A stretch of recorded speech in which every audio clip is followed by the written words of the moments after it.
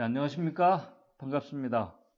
데살로니가전서 5장 23절에 있는 말씀을 읽겠습니다. 데살로니가전서 5장 23절입니다. 평강의 하나님이 친히 너희로 온전히 거룩하게 하시고 또 너희 온 영과 혼과 몸이 우리 주 예수 그리스도 강림하실 때에 흠없게 보존되기를 원하노라. 오늘 이 시간에는 교과 공부 12가에 있는 말씀을 중심으로 좀 같이 시간을 나누고자 합니다. 내일 안식일 학교 시간에 연말 음악 예배를 드리기 때문에 가정 공부가 생략이 됩니다. 아마 성도님들께서 교과 공부를 개인적으로 다 하셨고 어떤 분들은 또 유튜브를 통해서 여러 목사님들의 가르치는 공부를 다 듣고 공부하셨으리라고 생각이 됩니다. 그러므로 오늘 이 시간에는 간략하게 12가를 요약하면서 중심이 되는 말씀을 좀 같이 은혜를 나누고자 합니다. 다 공부하신 것처럼 이번 제4기 교과에서는 인간의 몸과 마음은 분리될 수 없는 하나임을 우리가 공부했습니다. 그렇기 때문에 사람이 죽으면은 영혼이 육체에서 분리되어 자유를 누리는 것이 아니라 잠자는 자와 같이 일상의 모든 계획과 활동이 중단되는 것이라고 성경은 말씀하고 있는 것을 우리가 배웠습니다. 사람이 죽으면 의식적 사고도 중단됩니다. 이 말은 누구를 사랑하거나 미워하거나 시기하거나 할 수 없다는 말입니다. 그렇기 때문에 어떤 그 죽은 자의 영혼이 너무 억울하게 죽어서 이승을 떠돌다가 다니며 살아가는 가족에게 나타나서 그 가족에게 어떤 일을 하고 계획을 세우고 하는 일은 할 수 없다고 전도서 9장 5절 10절에 말씀합니다. 그렇기 때문에 산 사람은 이 죽음을 이 모든 사람들이 피하고 싶어 합니다. 그러나 모든 인간은 결국 죄 때문에 다 죽게 됩니다. 사단은 이러한 인간의 그 허무함과 간절함을 교묘하게 이용해서 사람의 몸은 죽어도 영혼은 죽지 않는다는 생각을 하나님을 믿는 사람들도 가지게 했습니다. 이런 잘못된 사상을 우리는 성경에서 찾아볼 수가 있습니다. 사울 왕이 위기에 처했을 때 죽은 선지자 사무엘을 만나 도움을 구하는 장면이 여러분들 공부하신 것처럼 사무엘상 28장에 기록되어 있습니다. 하나님을 신실하게 믿었던 사울 왕조차도 영혼은 죽지 않고 살아있다는 사상을 그가 가지고 있었습니다. 그리스도인들이 이런 잘못된 믿음과 현상에 빠지게 되면 하나님의 영의 지도를 받을 수가 없게 됩니다. 그래서 기만이라고 말하는 것입니다. 하나님의 성령의 지도를 받지 못하게 되면 결국 인간의 마음은 하나님께서 약속하신 말씀을 신뢰하지 못하게 됩니다. 성경은 타락한 인간을 예수 그리스도의 십자가의 피로써 전인적으로 회복시켜 줄 것을 약속하고 있습니다.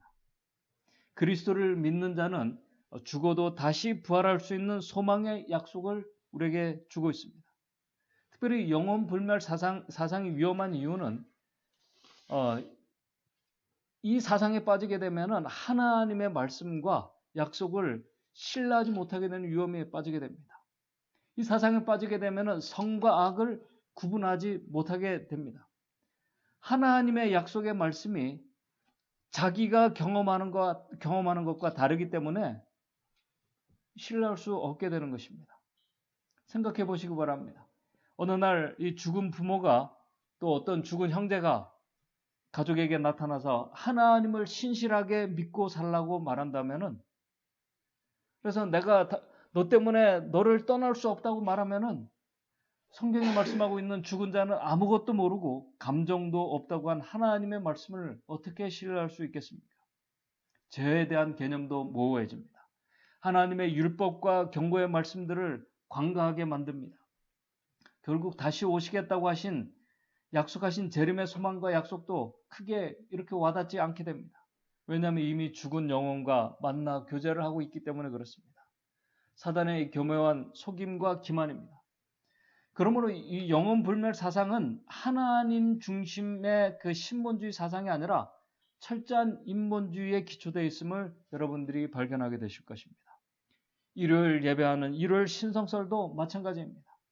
행함으로 말미암는 의도 그렇고 율법을 무시하며 은혜로 구원을 얻는 이런 사상, 잘못된 오류들 이런 것들 다 인본주의에 철저하게 기초되어 있다는 사실입니다. 그런데 이러한 사상은 비단 현대만 있어 왔던 것이 아닙니다. 과거에서부터 지금까지 계속 있어 왔던 그런 사상입니다. 그런데 예수님 재림 직전에는 이런 기만이 더 과감하고 강력하고 또 매력적으로 사람들의 마음을 사로잡고 기만에 빠뜨리게 할 것을 성경은 말씀합니다. 바로 이 내용을 12가 서두에서 말씀하고 있습니다.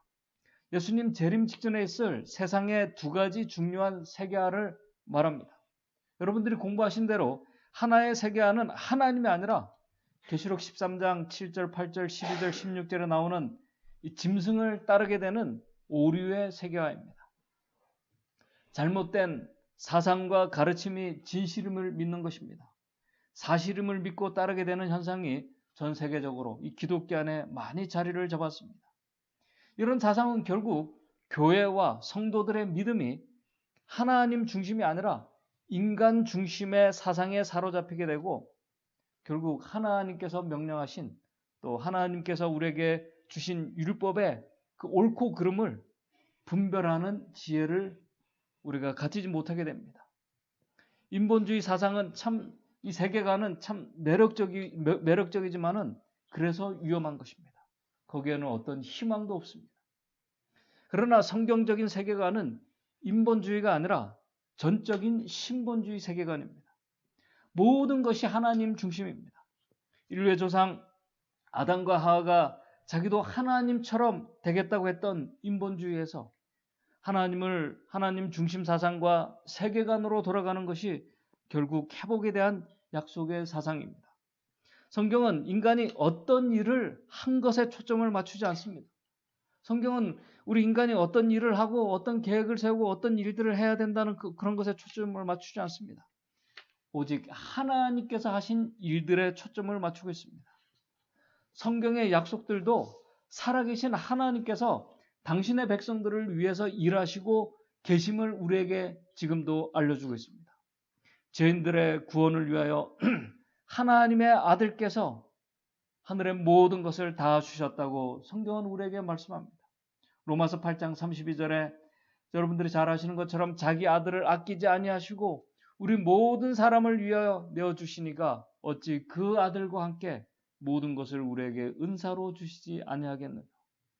또 로마서 8장 34절에 누가 정죄하려 죽으실 뿐만 아니라 다시 살아나신 이는 그리스도 예수시니 그는 하나님 우편에 계신 자요 우리를 위하여 지금 간구하고 계신다고 우리에게 말씀하고 있습니다. 바로 이 귀한 특권과 이 복음의 이 기별을 믿고 또 이 복음의 사명을 믿고 따라가는 자들에게 주어질 회복과 영생 그리고 이 사명을 위탁받은 자들이 하나님의 마지막 남은 백성들입니다. 이 하나님의 남은 백성들이 특별히 철저한 인본주의에 있는 이 사람들의 마음을 요한계시록 14장 7절 말씀처럼 하나님을 두려워하며 그에게 영광을 돌리라 이는 그의 심판하실 시간이 이르렀음이니 하늘과 땅과 바다와 물들의 근원을 만드신 이를 경배하라고 하는 이 사명을 받은 자들입니다. 모든 것을 하늘과 땅과 바다와 물들의 근원을 만드신 하나님 그 하나님께서 우리를 구원하시기 위해서 우리의 모든 것을 주신 하나님을 경배하게 하는 이 진리의 세계화 하나님 중심입니다.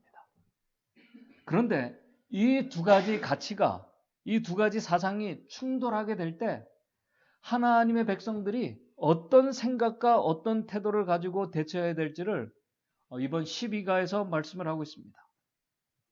바로 그 대처하는 자세가 어떤 세계관을 가지고 있는지를 우리에게 알려주는 것입니다.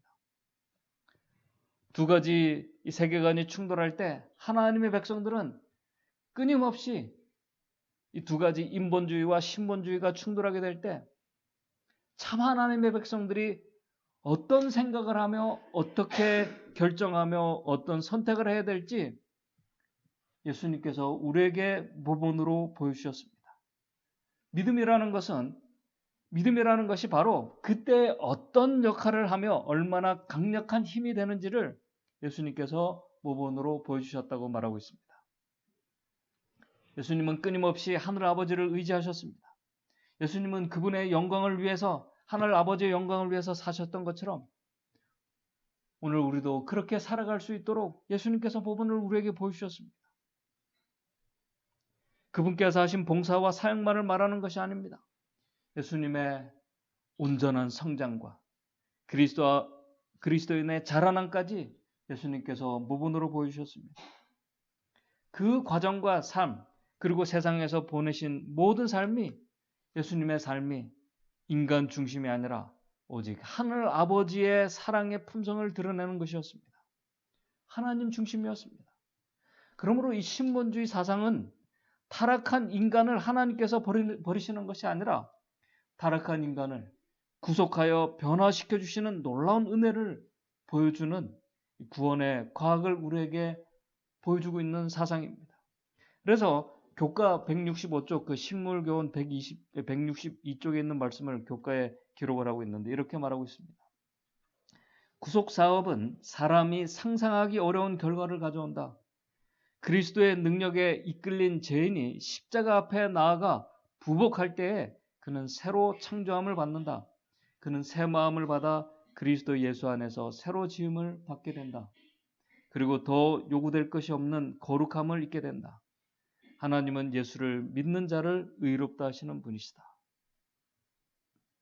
바로 그 은혜를 믿음으로 받아들인 자들, 그리고 죽을 몸을 그분의 피로 사셔서 거룩하게 재창조해 주신 하나님을 모시고 살아가는 자들, 살아가려고 하는 그 생각과 마음의 태도를 가진 자들이 바로 고린도전서 6장 19절 20절에 말씀하고 있는 것입니다.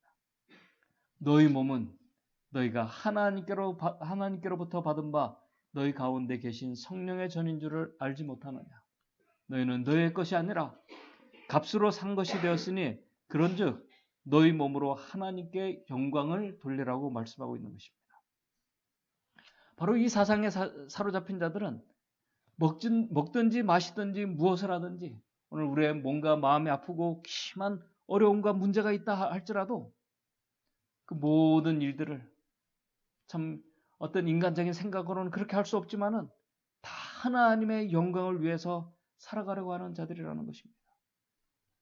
먹든지 마시든지 무엇을 하든지 다 하나님의 영광을 위해서 오늘 우리가 어떻게 하나님의 영광을 위해서 살아가고 있습니까? 한번 저 자신에게도 질문을 해봤습니다. 어떻게 내가 하나님의 영광을 위해서 살아가고 있는가? 나 자신을 위한 삶이 아니라 오직 하나님의 영광을 위해서 무엇을 하든지 하나님의 영광을 위한 계획과 생각을 하고 행동하며 살아가는 자들. 바로 그런 자들의 마음은 예수 그리스도의 마음으로 살아가는 자들입니다. 악한 생각과 음란과 도둑질과 살인과 간음과 탐욕과 악독과 속임과 음탕과 질투와 비방과 교만과 우매한 마음을 가진 자가, 그런 죄인이 어떻게 먹든지 마시든지 다 하나님의 영광을 위해서 살아갈 수 있을까? 그런 죄인이 어떻게 하나님의 영광을 위해서 살아갈 수 있을까? 그 비밀이 바로 성령이십니다. 죄인이 그리스도의 마음을 가지고 살아가는 것, 그것은 있을 수 없는 일입니다. 죄인이 그리스도의 마음으로 살아가는 것은 불가능한 일입니다. 그러나 불가능을 가능케 하시는 하나님, 낙타가 바늘기로 들어가는 것이 불가능하지만은 하나님은 하실 수 있다고 성경은 말씀합니다. 바로 그 불가능, 인간이 그리스도의 마음을 가지고 하나님의 영광을 위해서 살아가며 행복과 기쁨으로 살아가게 하는 그 신비한 비밀이 바로 성령이시라는 것입니다. 그래서 하나님의 백성들은 모두가 성령의 임재를 경험해야 하는 것입니다. 그래서 이 성경적인 세계관은 인간이 아니라 하나님 중심이라고 말하고 있는 것입니다. 하나님께서 계획하시고 그분께서 일하시고 죄인들의 마음에 감사와 기쁨과 행복을 하나님께서 주시며 구원에 이르게 하시는 그 은혜의 역사가 어떻게 우리 안에서 이루어지게 되는지, 그 바로 중요한 키가 바로 성령의 역사라는 사실입니다. 교과 169쪽 가르페 기벌 그 상권 198쪽에 이렇게 말하고 있습니다. 진리, 귀한 진리는 성화시키는 영향력을 행사한다. 성령의 작용에 의한 영혼의 성화는 그리스도의 품성을 인성에 심는 것이다. 성령의 작용에 의한 영혼의 성화는, 우리가 거룩한 하나님의 품성으로 닮아가는 이 변화는 그리스도의 품성을 우리의 인성에게 심는 것이다. 이거는 인간이 할 수 있는 일 아닙니다. 그것은 품성에 나타난 주 예수 그리스도의 은혜이며 선한 행실에 활성적으로 행사하는 그리스도의 은혜라고 말씀합니다. 그래야 품성은 점점 더 완전하게 그리스도의 형상을 따라 의와 진정한 거룩함 속에서 변화된다라고 이렇게 말씀을 하고 있습니다. 교과 170쪽에도 계속해서 이렇게 말합니다. 성령은 하나님의 강력한 대리자로서 우리 마음에 하나님의 사랑을 부어주실 뿐만 아니라, 우리가 하나님의 사랑을 깊이 성령께서 우리 안에 부어주실 때 우리 안에 이런 놀라운 변화가 일어난다는 사실입니다. 하나님의 사랑을 부어주실 뿐만 아니라 우리를 참된 구원의 경험으로 인도하고 모든 진리로 이끌며 복음의 사명을 완수할 수 있도록 힘을 주신다. 지금도 성령 하나님께서는 나 중심에서 예수 그리스도 중심으로, 예수 그리스도에게로 우리의 영적인 이 시선을 내가 아니라, 사람이 아니라 하나님께로 시선을 돌리게 하셔서 우리가 생각하고 계획하고 먹고 마시며 하는 모든 일들을 통해서 하나님의 영광을 드러나게 하신다는 것입니다. 뿐만 아니라 그런 우리를 통해서 다른 사람들이 오늘 우리의 모습을 통해서 다른 사람들이 자신들의 잘못된 생각과 이 자기중심적인 이기적인 이런 세계관을 깨닫게 해서 회개하게 하고, 그런 그들의 마음을 이제 인간 중심이 아닌 진리이신 하나님께로 향하게 하는 것입니다. 이것이 은혜입니다. 바로 그런 삶이 예수 그리스도의 오심을 위해서 준비되는 삶이라고 우리 교과책에서는 말씀합니다. 우리의 생각과 마음을 하나님께로 돌아서게 하는, 하나님에게서 돌아서게 하는 참 세상의 매력적이고 유혹적인 것들이 있습니다. 또 하나님에게서 돌아서게 하는, 우리 자신만을 보게 하는, 우리의 마음을 가슴 아프게 하고 또 근심 속에 빠지게 해서 하나님을 바라보지 못하게 하는 것, 바로 그러한 것에서, 그리고 잘못된 어떤 사상과 신학에서 빠지게 하는 오류에서 돌아서서 진리이신 예수 그리스도를 바라보면서, 그리고 그분을 의지하면서 예수님께서 생각하셨던 것처럼 그분의 마음으로 오늘 우리가 모든 일들을 할 때 우리의 모든 삶이 나 자신을 드러내는 것이 아니라 하나님의 영광을 위해서 살게 하며 하나님께 참으로 경배하게 하면서 살아가게 하는 것, 그런 가운데 예수 그리스도의 오심을 소망하며 살아가게 하는 것, 모든 것이 은혜라고 말하고 있습니다. 그러므로 이제 마지막 정리하면서 성경적인 세계관에 오늘 우리가 사로잡히게 된다면, 다시 말해 하나님 중심으로, 하나님 말씀의 중심으로 우리가 살아가게 된다면은 과거도 아니고 그리고 막연한 미래도 아닌 오늘이라는 시간 속에서 오늘 우리가 어떤 생각을 하고 어떤 마음으로 어떤 계획을 세우고 우리가 매 순간순간 어떤 결정과 선택을 하며 살아가야 하는지를 오늘 우리에게 알려주시는 참 고마운 빛이 성경적인 세계관입니다. 교과 172쪽에 이렇게 말하고 있습니다. 성경적 관점으로 볼 때 구원의 시간은 항상 오늘이다. 내일이 아니다. 뿐만 아니라 어떤 특별한 회심의 경험이 있지 않는 한 우리는 계속해서 지금까지와 같은 사람으로 머물러 있을 것이다. 시간이 흐른다고 해서 저절로 마음의 변화가 일어나는 것이 아니다. 시간이 간다고 우리가 이렇게 변화되는 것이 아니라는 것입니다. 만약 누군가가 은혜 안에서 계속해서 성장하고 날마다 믿음으로 전진하지 않는다면 사람의 마음은 결국 굳어지고 의구심을 품게 되고 냉소적이고 심지어 믿음으로부터 돌아서게 될 것이다. 그러므로 오늘 저와 여러분들이 오늘 해야 될 선택은, 우리 매일 오늘 우리가 해야 될 선택은 그 선택을 내일로 우리가 미루지 말고 언제일지 모르는 예수 그리스도의 재림을 맞이하기 위해서 오늘 우리가 하나님과 교제하며 하나님 중심으로 살아가는 자들이, 오늘 그리스도의 마음으로 살아가는 자들이 저와 여러분들이 되어야 할 것입니다. 이제 금요일 마지막 그 174페이지에 있는 그 교과책에 있는 말씀을 읽으면서 오늘 말씀을 마치도록 하겠습니다. 주님이 곧 오신다. 우리는 평강 가운데서 그분을 만날 준비를 갖추어야 한다.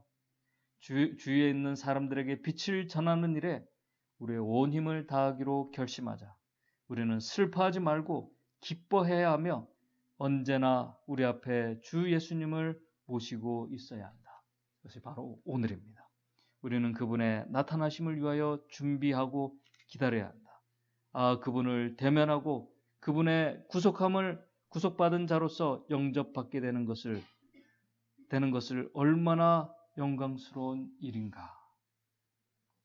오늘 우리가 그리스도와 함께함으로 인해서 주님께서 오실 때 그 영광스러운 자리에 오늘 우리 모두가 참여하게 되기를 바랍니다. 그래서 오늘 우리의 온 영과 혼과 몸이 흠없게 하나님과 함께함으로 흠이 없게 되기를 바랍니다. 그래서 주님 오실 때 참 그 영광스러운 그 자리에 우리 모든 성도들 기쁨 가운데 주님을 맞이할 수 있는 자들이 되기를 바라면서 말씀을 마치도록 하겠습니다. 기도하겠습니다. 하늘에 계신 하나님 아버지, 오늘 우리의 삶이 하나님 중심이 아니라 또 하나님께서 하신 일들에 우리가 초점을 맞추는 것이 아니라 오늘 사람을 보고 또 나 중심으로 우리가 살아갔던 우리의 삶의 모습들을 다시 한번 깨닫게 됩니다. 어쩔 수 없는 우리가 그렇게 살아갈 수밖에 없는 자들입니다.